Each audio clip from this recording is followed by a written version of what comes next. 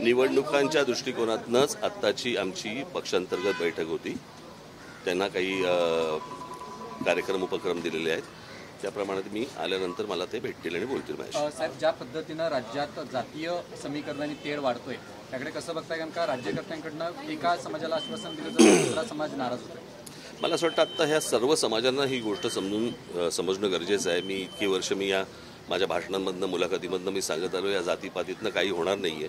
हे सगळे पुढारी हे जातीपातीमध्ये द्वेष पसरवून फक्त मतं हातात घेतील आणि बोळसटपणे हे मतं देतील देखील. पण हे त्यांच्या पुढच्या येणाऱ्या पिढ्या, म्हणजे मी काल तर ते एक कोणीतरी मला क्लिप पाठवली त्याच्यामध्ये लहान लहान मुलं जातीवरनं बोलत आहेत एकमेकांशी. आणि हे कधी बोललो होतो मी की हे सगळं शाळा कॉलेजपर्यंत जाणार हे प्रकरण, कळलं का? हे विष असं महाराष्ट्रामध्ये कधी नव्हतं. मला असं वाटतं हे जे जातीपातीचं विष घालवणारी जी लोक आहेत महाराष्ट्राने यांना दूर ठेवलं पाहिजे. किती आवडलेलं काही असलं, किती आवडता पक्ष असेल ना तर अजून आवडती व्यक्ती, पण असलं जर विष घालवणार असेल तर पुढच्या पिढ्यांनी कसं जगायचं? काय होणार महाराष्ट्राचं? आणि मी नेहमी सांगत आलो की जे उत्तर प्रदेश बिहारमध्ये ज्या प्रकारे सगळ्या गोष्टी सुरू आहेत तसं महाराष्ट्रात उद्या सुरू होईल. खून खराबही होतील याच्यावरनं. आपल्यावर पर्सनल अटॅक केले जात आहेत.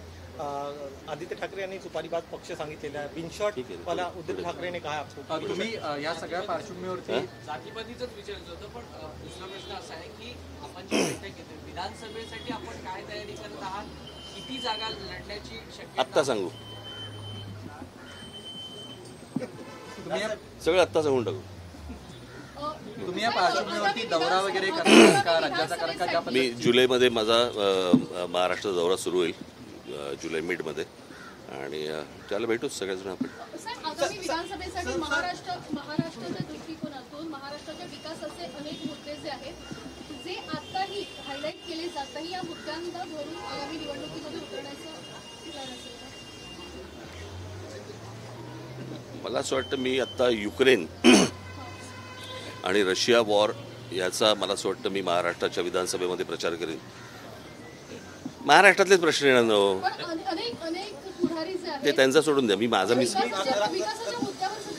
याचं कारण त्यांना विकासापेक्षा जातीपातीमध्ये तेढ निर्माण करणं आणि त्यातनं हाताला मतं लागतायत हे त्यांना जेव्हा कळलंय म्हणून हे त्याच प्रकारे पुढे जाणार.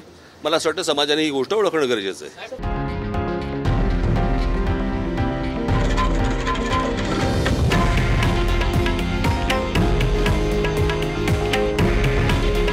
हे आहे देशातील नंबर 1 न्यूज नेटवर्क आणि आपण पाहत आहात TV9 मराठी.